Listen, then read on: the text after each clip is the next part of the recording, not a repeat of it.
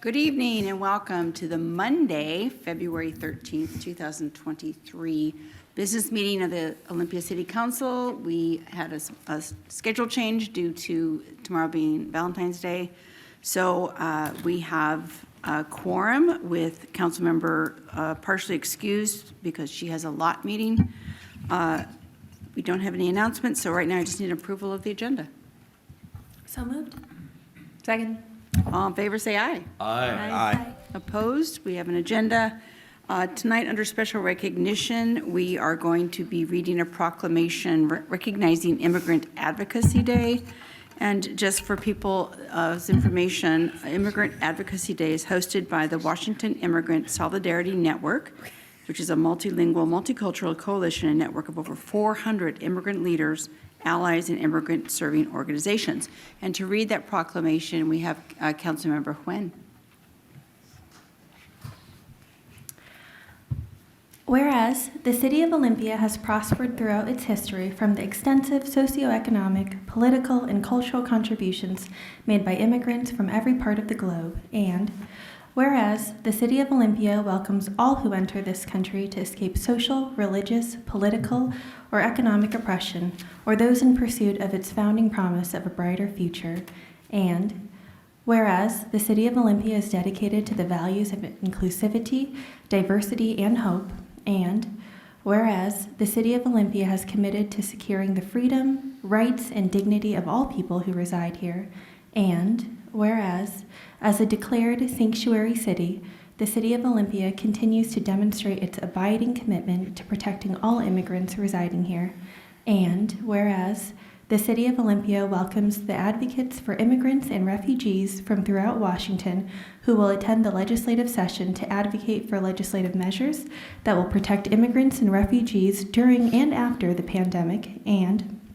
whereas pro-immigrant measures are desperately needed to compensate for the weakening and removal of protections at the federal level, and now, therefore, be it resolved, the city of Olympia, or the Olympia City Council does hereby proclaim February 16th, 2023 as Immigrant and Refugee Advocacy Day in the city of Olympia, and urge all residents to join immigrant advocates to petition our elected state representatives to enact legislation to provide state and local government protections to all immigrants and their families in the state of Washington. Signed in the city of Olympia, Washington, this 13th day of February 2023, Olympia City Council, Cheryl Selby, Mayor. And now I'd like to invite forward Bob Ziegler from Strengthening Sanctuary Alliance to receive the proclamation.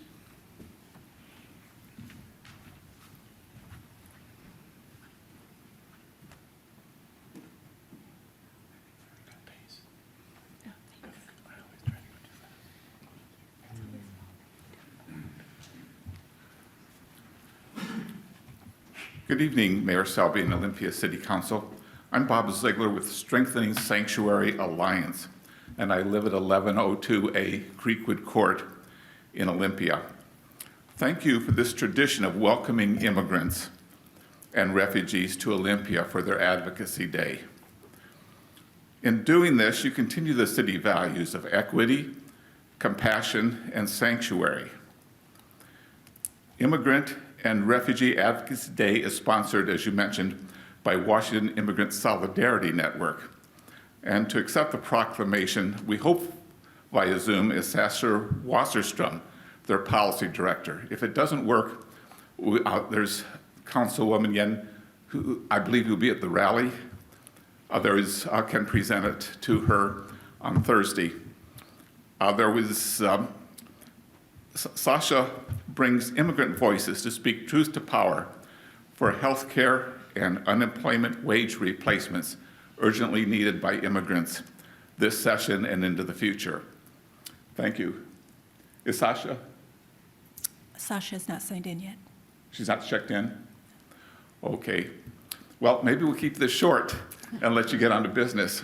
So thank you very much. And we do appreciate the City Council continuing in this tradition. It is important, and it's very important for the immigrants because they say many places they've not been appreciated, but they feel welcomed in this town, and that's important. I want to thank you for that.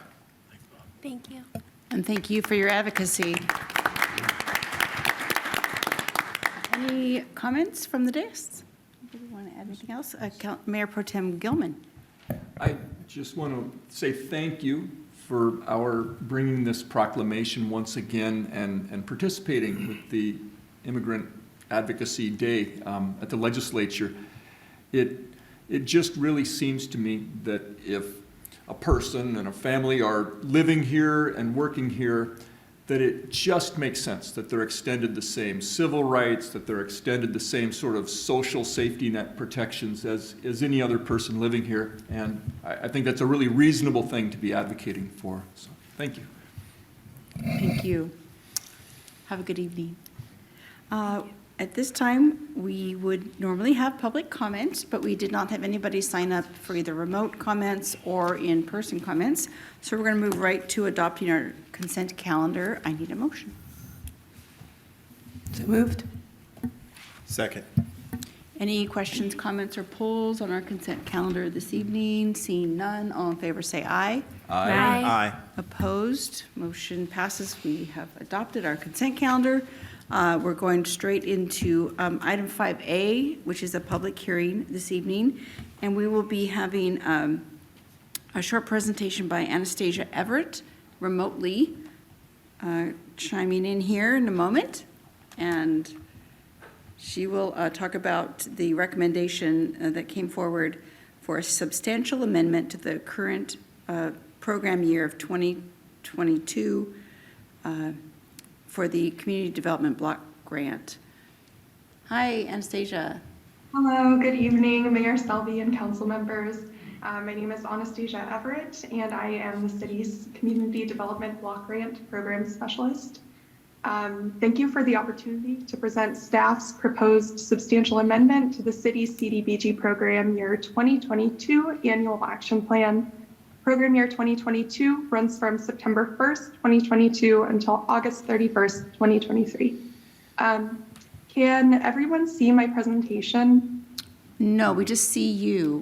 Okay, so I see my presentation. I'm going to share it real quick. Thank you for your patience.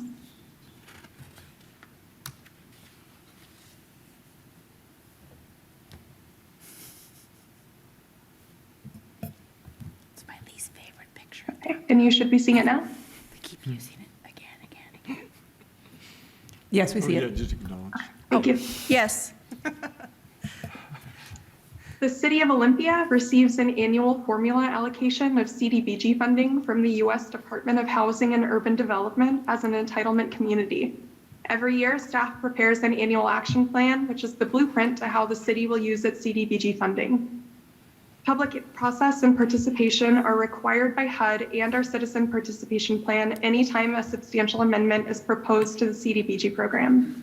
This amendment is considered a substantial amendment as there are new activities being proposed to add to our annual action plan. This is a brief overview on CDBG allowable expenses. The proposed activities are housing rehabilitation and 2 public service activities. The City of Olympia is in a 3-year certification period with HUD, so over 3 years, 70% of CDBG funding must be spent to benefit low or moderate income persons. The proposed changes to the program year 2022 annual action plan are to allocate prior year entitlement funds to a new activity, Homes First Electrification, and to allocate $40,000 of the city's CDBG CV2 award from the Department of Commerce to fund 2 new public service activities.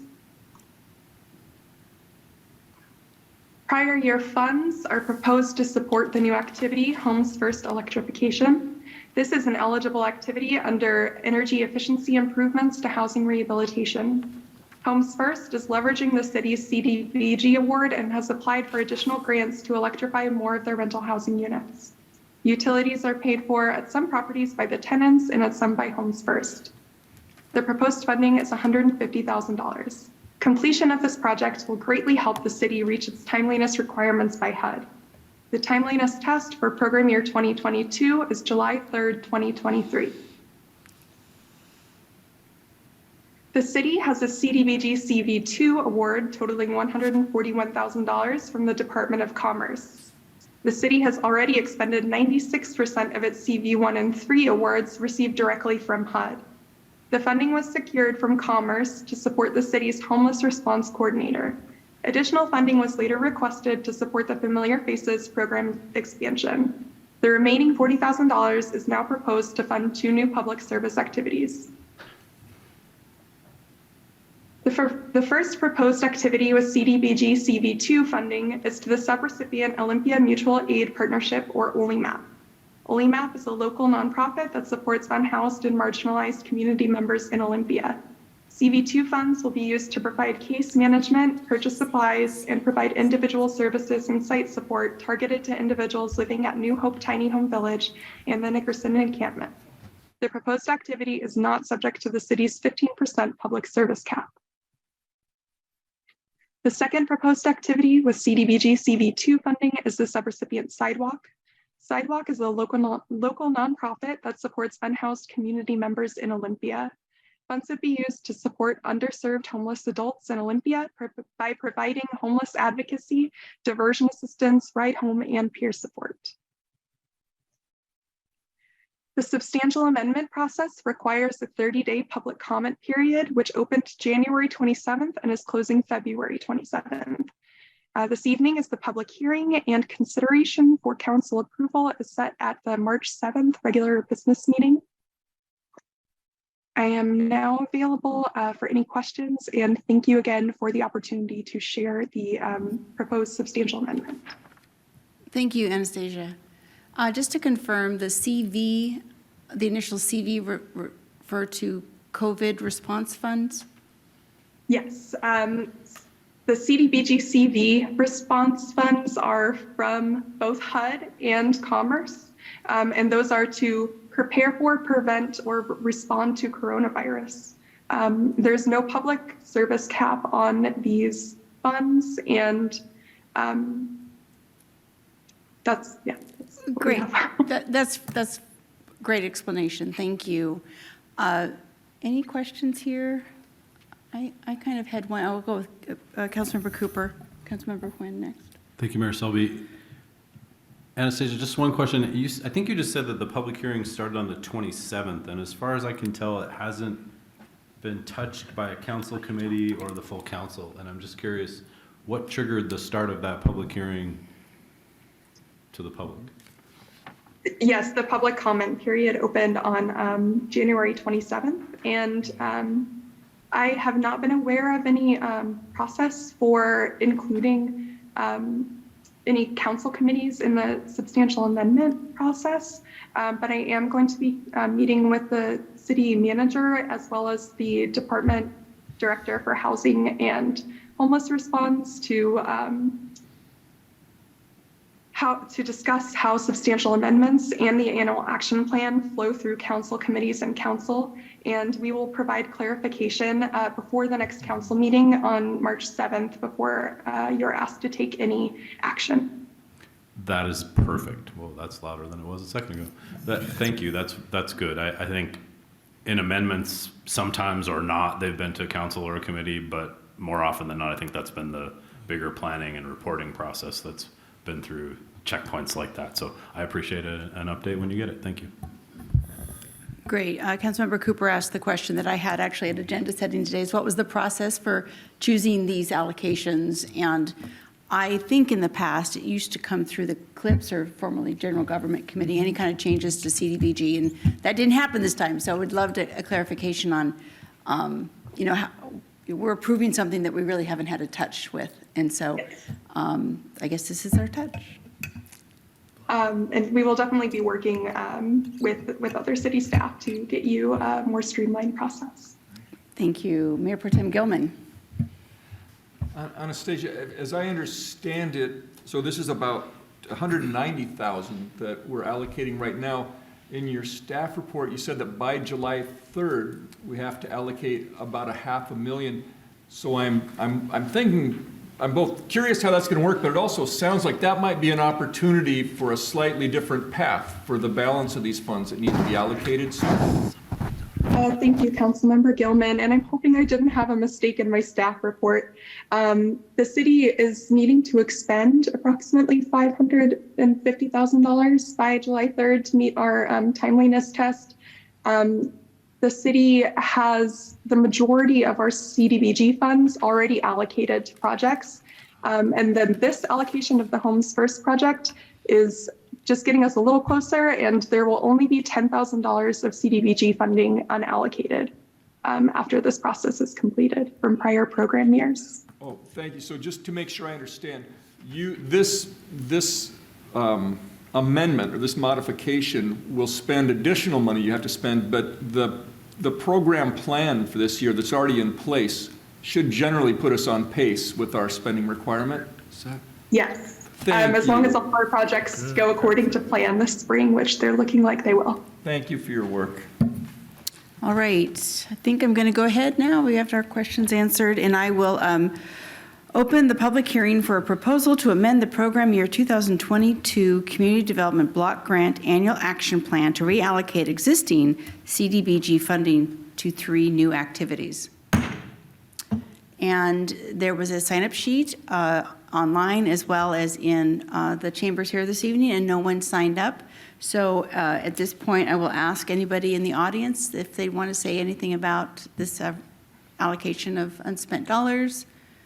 Is there anyone that would like to make comment? All right, then I will now close the public hearing, and we've provided staff with feedback and direction for City Council's approval of the CDBG program year 2022 substantial amendment. We have until March 7th. All right, so that is item 5A, and that concludes our regularly scheduled business meeting, except we have reports. So the business items are done with. Now we have council member reports. I will go to my right. Just not the far right? Not the far. Just one thing to report on. Transportation Policy Board met. We had an update from Representative Barkas on some things going on in the legislature as it pertains to transportation, but also other things that connect to transportation, such as housing. And we also got a presentation on the school walking routes, the school walking route maps that have been created for North Thurston Public Schools, Olympia School District, and the Tumwater School District. Had a presentation from staff on how the cities and the school districts work together to map out safe routes to schools. And we also had a presentation from the National League of Cities, the legislative director for transportation and infrastructure, who spoke about some of primarily about the bipartisan infrastructure law and the funding that will soon be available for local jurisdictions to apply. Also, an exciting bit of news, TRPC has a new staff member, Crosby Carter, who is serving as an associate planner. So we got to see her in the meeting too. Ole alum. Yep. So that's my report. Wonderful. Any questions for Councilmember Madrone? All right, Councilmember Payne. Yes, just one item. I just wanted to share that on Wednesday, I'll be joining Toby Hillmeyer to do a presentation on our equity framework with the Association of Washington Cities. So it'll be great to speak to them about the work that we're doing here as a city, and very much looking forward to that presentation. And I'll do a report out on how it's going next week. Wonderful. Thanks for making that into your schedule. Mayor Pro Tem Gilman. Just gratitude. I had several staff working with me to help me understand issues or prepare me for issues this week, and I really appreciate that. All right. Councilmember Nguyen. I have nothing to report. Councilmember Cooper. Thank you, Mayor Selby. Just one item. The Olympic Region Clean Air Agency, last week at our meeting, we conducted the performance evaluation for our new executive director who has been there 1 year. And it was a big lift on my part as the chair. We did a lot more investigation, if you will, than we would normally do, and it came out really, really well. So excited to work on renewing his contract, and that's been a really pleasant person to have in the job. He's a great performer, and we're really lucky to have him. So Wonderful. City Manager, your report. Thank you, Madam Mayor. I have nothing to report. All right, I did forget one thing, that we will not be meeting next Tuesday. And then when we come back, we'll be back on Tuesday nights, but at 6 o'clock. So we miss all of our public commenters, so hopefully you'll find out where we are and what time. All right. With no further business before the Olympia City Council, we're adjourned.